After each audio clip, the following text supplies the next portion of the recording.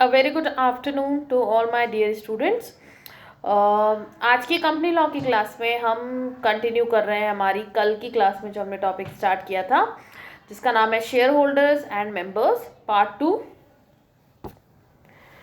Who में become a member, कौन member बन सकता है कंपनी का, वो देखते हैं। इसके अंदर टोटल वी हैव 16 पॉइंट्स। पहला हम देखते हैं, person competent to enter into contract. जो व्यक्ति कंपनी से एक second become a member of the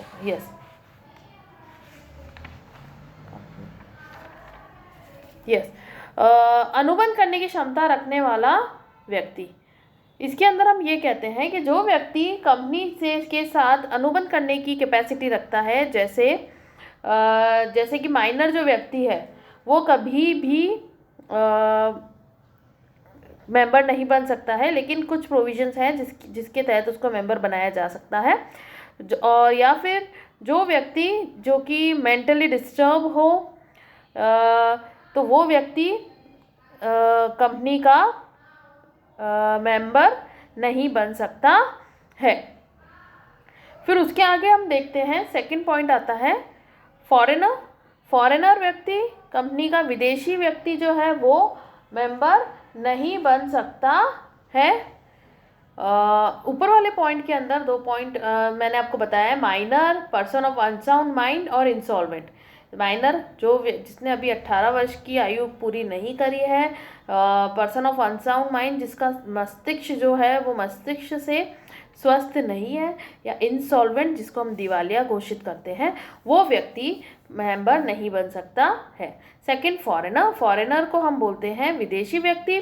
जो विदेशी व्यक्ति है वो कंपनी का, अगर वो एलियन एनिमी नहीं है कंपनी की, ठीक है, उससे तो वो व्यक्ति हमारी कंपनी का सदस्य बन सकता है। थर्ड है नॉन रेसिडेंट पर्सन, अनिवासी व्यक्ति। यस, अनिवासी व्यक्ति बन सकता है मेंबर। नेक्स्ट है पार्टनरशिप फर्म कभी भी कंपनी की मेंबर नहीं बन सकती है। नेक्स्ट आता है कंपनी जो है वो मेंबरशिप नहीं, खुद कंपनी अपनी कभी भी सदस्य या मेंबर नहीं बन सकती, लेकिन कोई दूसरी कंपनी उसकी मेंबर बन सकती है, ठीक है। नेक्स्ट आता है इसके अंदर सब्सिडरी कंपनी जो है वो अपनी होल्डिंग कंपनी की, जो सहायक कंपनी है, वो अपनी सूत्रधारी कंपनी की मेंबर नहीं बन सकती है। फिर उसके बाद जॉइंट हिंदू फैमिली की अगर हम बात करें, तो जॉइंट हिंदू फैमिली जो है उसका joint Hindu family is not a legal person, though it is a person from a purpose of income tax के लिए बनाई जाती है। तो जो करता है जो वो शेयर्स परचेज कर सकता है।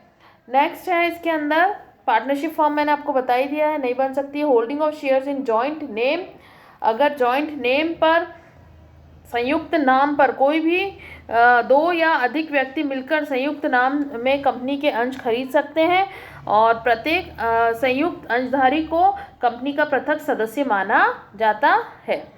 नेक्स्ट आता है विवाहित स्त्री, जो मैरिड वुमेन है, वो इसके अंदर शायद पॉइंट मिस कर दिया है मैंने, यस नहीं है, 9th पॉइंट जो है मैरिड वुमेन, कोई भी विवाहित स्त्री अपनी निजी धन से कंपनी के अंश खरीदती है तो वह कंपनी की सदस्य बन सकती है।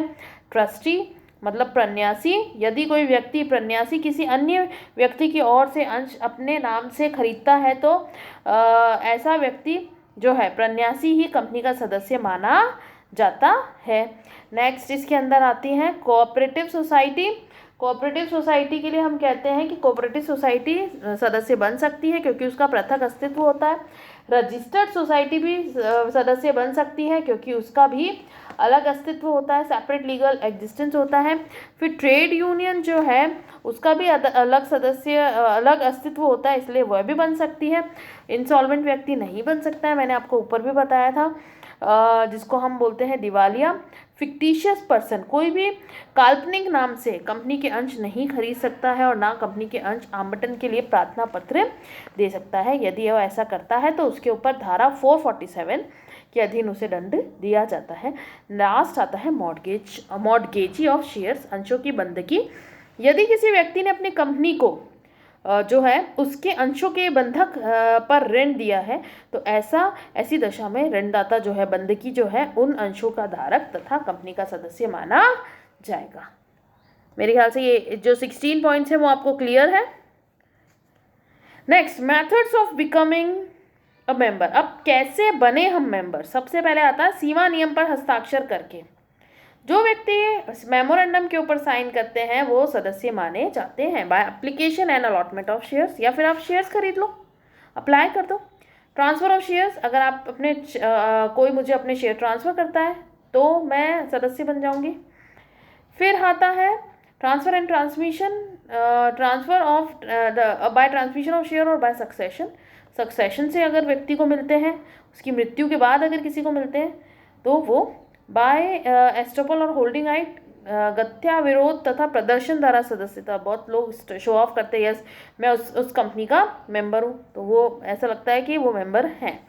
नेक्स्ट है नगद के अतिरिक्त प्रतिफल में अंश प्राप्त करके by having shares for consideration other than cash.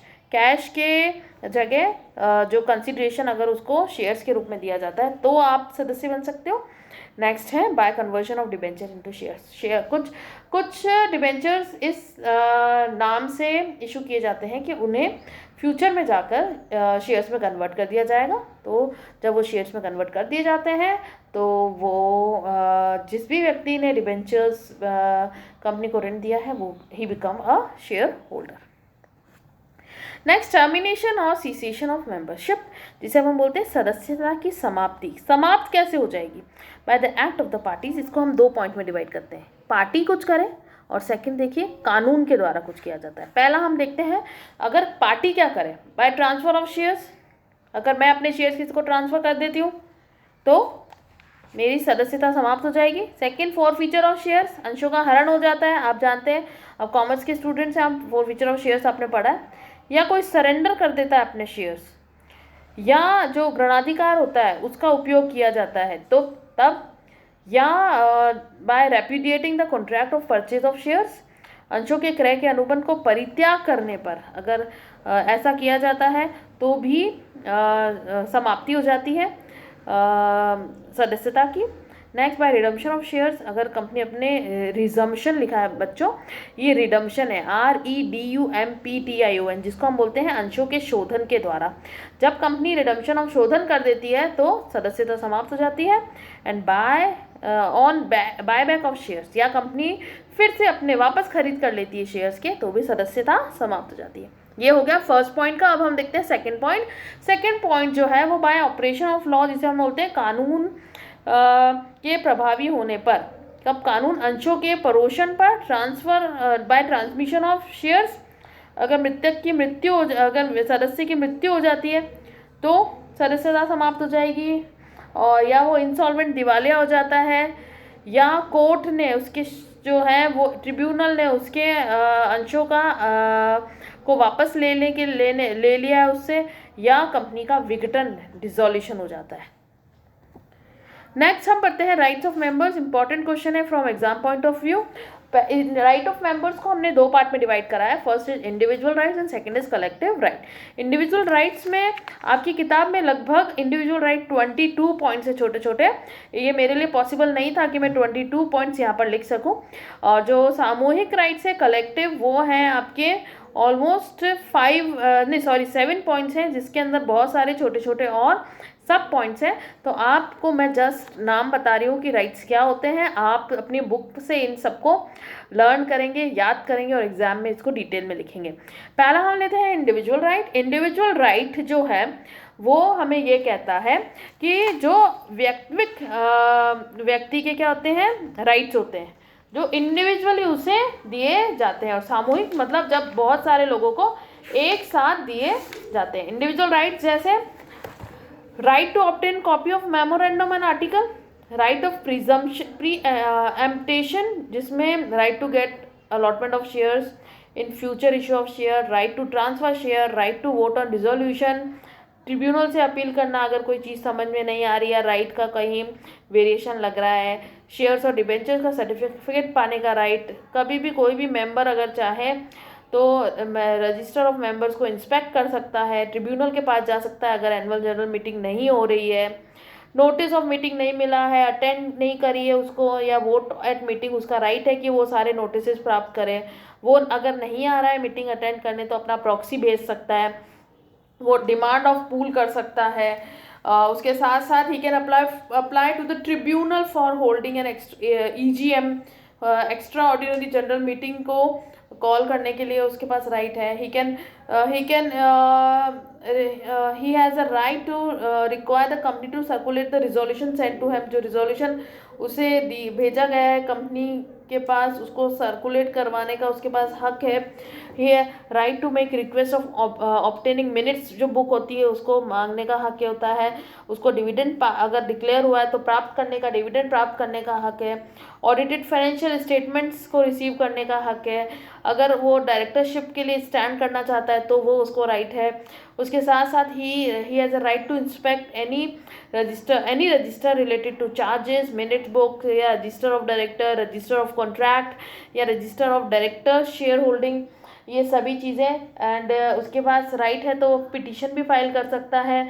Right to share surplus property, अगर बाइंडिंग अप पर बच रही तो उसको शेयर करने का हक होता है। तो these are 22 points which comes under individual rights. Next I am telling you rights which are collective in nature, जो सामूहिक रूप से व्यक्ति को सदस्य को मिलते हैं। पहला हम देखते हैं right to join with others of making application to the court. अगर बहुत सारे लोग अगर जाना चाहते हैं ट्रिब्यूनल या कोर्ट के पास किसी इशू को लेकर तो वो उनके ग्रुप को ज्वाइन कर सकता है। Right to be a party of requisition on extraordinary general meeting of the company, right to join demand on pool, right to join with others on application of tribunal, right to join with other filing tribunal, filing petition के लिए ordinary resolution demand कर सकता है अगर company अपनी capital increase कर रही है, उसको रीऑर्गेनाइज कर रही है, शेयर्स को कन्वर्ट कर रही है स्टॉक में, स्टॉक को कन्वर्ट कर रही है शेयर्स में, या कोई रिजोल्यूशन स्टैट्यूटरी रिपोर्ट के रिगार्डिंग या अपॉइंटमेंट ऑफ डायरेक्टर्स के रिगार्डिंग, एनुअल अकाउंट्स या ऑडिटर्स रिपोर्ट, वो right to declare dividend recommended by the board, right to appoint and reappoint auditors and fix their remuneration.